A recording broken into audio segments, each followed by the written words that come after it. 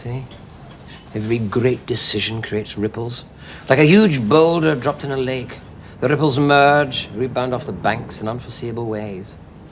The heavier the decision, the larger the waves, the more uncertain the consequences. Life's like that. Best thing is just to get on with it. There are moments in Doctor Who history when the show stops being a charmingly wobbly British science fiction series powered by tea and hope and instead becomes something sharp, bold and almost mythic. Remembrance of the Daleks, the powerhouse opener of season 25, is one of those moments. It's the moment Sylvester McCoy, after one season of slipping on banana peels, blowing up planets by accident and occasionally playing spoons like a man possessed, finally steps into himself. The chessmaster Doctor, the manipulator, the man with the plan, the Time Lord who can smile at you charmingly 1 second and then casually orchestrate the destruction of Skaro the next as if he's just reorganising his sock drawer. If you want to see the Doctor waking up in the late 1980s realising that he only has one couple of seasons left in its original run and deciding, fine, I'm going out swinging and I'm taking the Daleks with me, then buckle up. This is the story for you. Remembrance of the Daleks is big, loud, clever, surprisingly emotional, accidentally political and sometimes not so accidentally, and is possibly has the most iconic weaponized baseball bat in television history. It's almost perfect in spots and terrible in others, but honestly, Doctor Who without a few flaws is like a Dalek without anger issues. It's not canonical. So yes, we're going to praise this story to the high heavens, laugh at its sillier bits, and lovingly point out the rough edges like a fan admiring an antique car that occasionally leaks oil and screams, "Exterminate!" I'm Jocelyn McPherson, and here is our look, fired headfirst from a Specialized Weapons Daleks canon into the explosive building blocks of what would eventually influence Doctor Who as we know it today.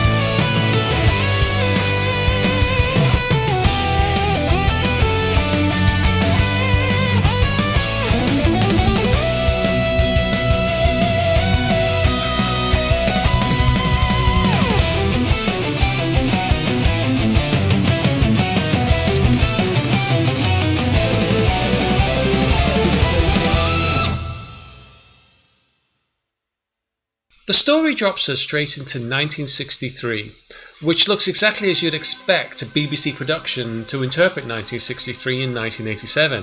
A few well-chosen streets, a handful of period cars, some modern-day buildings that look out of place, and an aura of "trust us, this is historically accurate because we have one prop newspaper and a transistor radio to prove it." And honestly, it works. It works beautifully. Because once the Daleks show up, history lesson is over and exploding staircases are now in session. From the get-go, the episode has a tone. There's a bite to it, a sense that London's not just a setting, it's a pressure cooker. Tensions are high, people are suspicious of newcomers, racers and simmers quietly around the edges ready to boil over. And that's before the alien death tank starts strolling through the city. The way the story weaves actual social issues into a tale about murderous squid-like fascists inside pepper pots is genuinely impressive. You have some scenes that are dealing with racial prejudice, an extremist human group hiding in plain sight, and the unsettling reminder that humanity doesn't need the Daleks to be awful. We can be awful all by ourselves. There are moments where the allegory is subtle, and others when it has the subtlety of a Dalek blasting down your front door.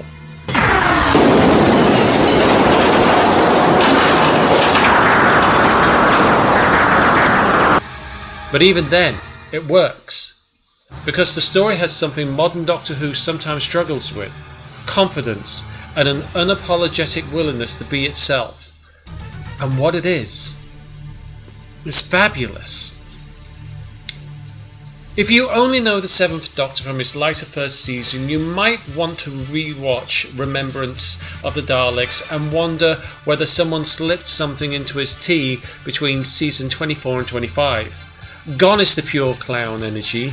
In its place is a smirking, plotting, enigmatic mastermind who seems to know everything before it happens. Sylvester McCoy plays this version of the Doctor with a mischievous glimmer in his eye, as if he's constantly resisting the urge to wink at the audience. He's warm, he's silly, he's kindly, but behind all of that is a terrifying amount of knowledge and complete willingness to weaponize it. I just feel we should be doing something. Frankly, I wouldn't advise it, Group Captain. We're in way over our heads. You were hired as a chief scientific advisor. One tends to expect advice from one's advisors. For one thing, Group Captain, I was not hired, I was drafted. And for another, do you think I'm enjoying having some space vagrant come along and tell me that the painstaking research I've devoted my life to has been superseded by a bunch of tin-plated pepper pots? Steady on. Steady on. You dragged me down from Cambridge, you quote the Peacetime Emergency Powers Act at me, and then you expect me to advise on something outside the realm of human experience. Bluntly, Group Captain, we're reliant on the Doctor because only the Doctor knows what is going on. This is the Doctor that doesn't just fight Daleks, he manipulates them. He plays a puppet master with the entire Civil War. He strolls around London planting traps like he's a cosmic wily coyote with a PhD in temporal mechanics. When the Doctor casually mentions that he's already set things in motion a long time ago, you believe him. And when he destroys Skaro, you've really got no choice but to believe him. His confrontation with the Dalek Emperor, who, let's be honest, clearly was Davros dressed like a mobile snow cone, is one of the most iconic scenes in classic Doctor Who. The Doctor verbally dismantles him, outmaneuvers him, and walks away with the confidence of a man who's already checked off his to-do list.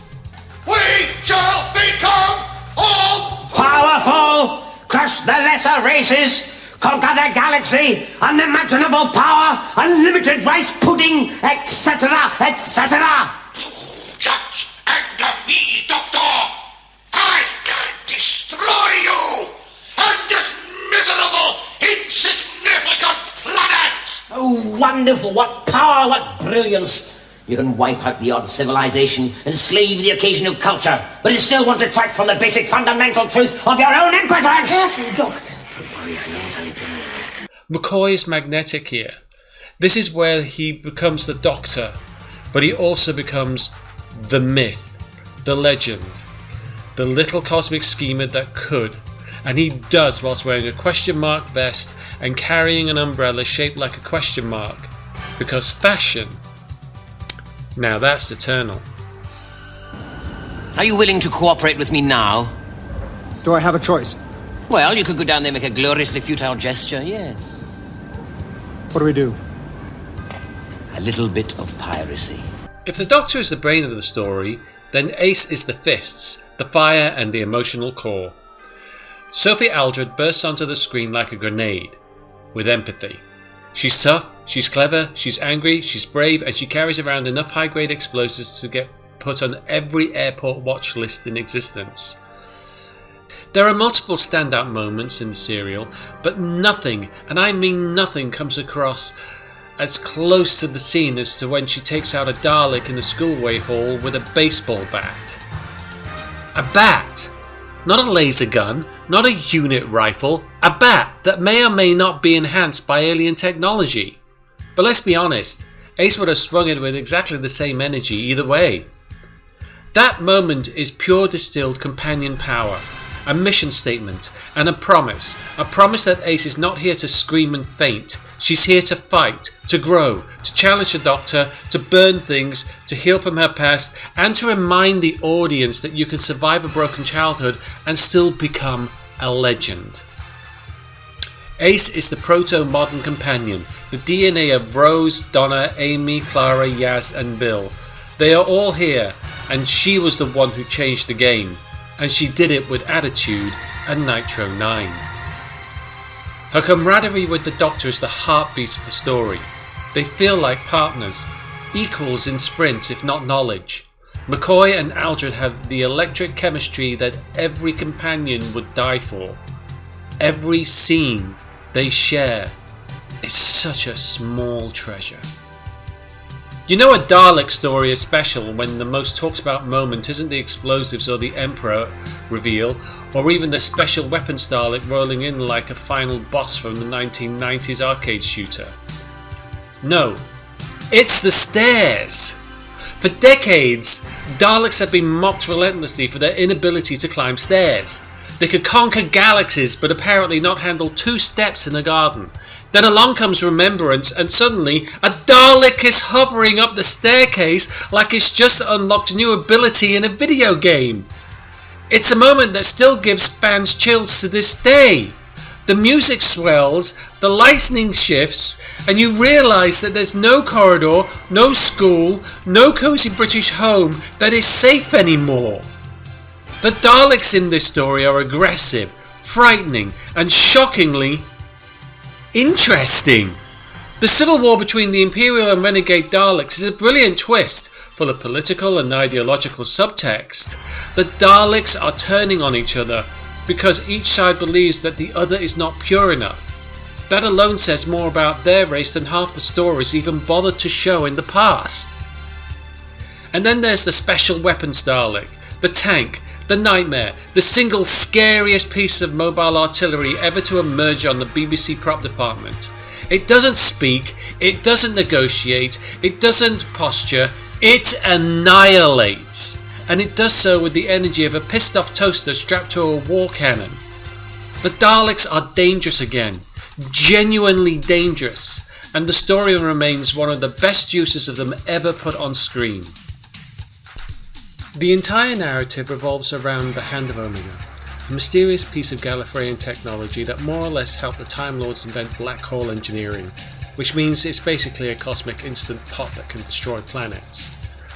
The Hand of Omega is half MacGuffin, half lore bomb, and somehow it works beautifully. The story uses it not just as a weapon but as a character revelation. It ties the Doctor's past to the Daleks' future. It shows that the Doctor has a complicated, messy history with his own people, and it gives that incredible final twist where the Doctor turns the Daleks' own ambitions into their own destruction. It's a risky move, narratively speaking. Planetary genocide is not exactly a good look for our favourite Time Lord, and yet the writing and McCoy's performance makes it both chilling and compelling. You see the weight on his shoulders, you see the calculation, and you see that he believes that this is the only way. The Doctor walks the razor edge here, and he does it with surprisingly emotional depth. Director Andrew Morgan deserves quiet applause, loud applause, and possibly a fruit basket. Remembrance looks better than it has any right to do today. The action sequences are energetic, the pacing is tight, and the tone is constantly atmospheric. Everything is filmed with a sense of urgency.